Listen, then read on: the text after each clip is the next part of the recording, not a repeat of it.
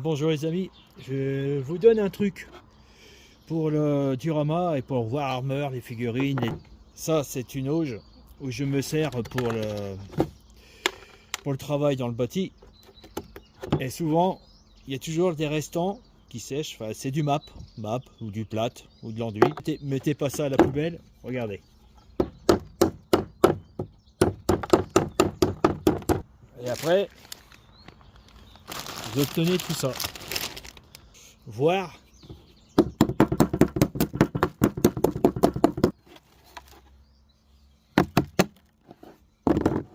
Ensuite, alors pour obtenir ça, ou ça aussi,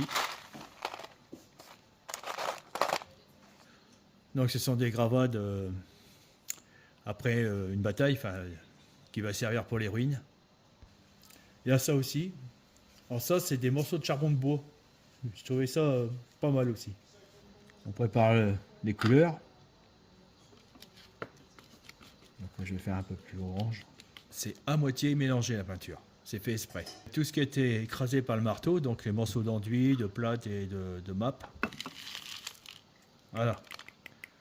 Donc c'est écrasé, mais je m'arrête pour qu'il y ait des gros morceaux et aussi la poussière. Vous voyez un petit peu. Faut mouiller un peu parce que cette substance absorbe de l'eau. Mais pas la peinture. Par contre, la peinture reste en surface. Voilà. Puis là, je m'aperçois qu'il reste encore un peu de peinture. Donc, on peut rajouter un peu de gravat. Voilà.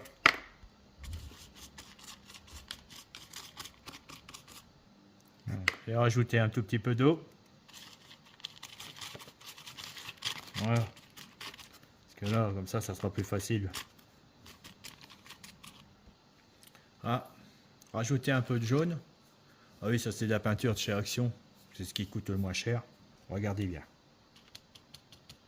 Voilà. On va essayer de varier un petit peu. Faire comme des différentes de couleurs, comme sur les vrais rochers, sur les vrais cailloux, ce que vous voulez.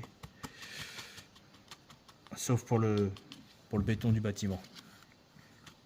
Après, il y a des effets d'ombre. Alors donc, je prends une teinte plus claire par rapport à l'effet d'orange. Voilà.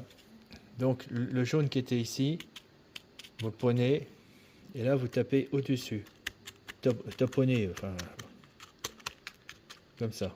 Cherchez pas à mélanger, hein, pour que ça fasse, vous voyez, des nuances. Voilà. Ça fait un peu comme si qu'il y avait les pierres étaient un peu soufrées. Voilà, voilà.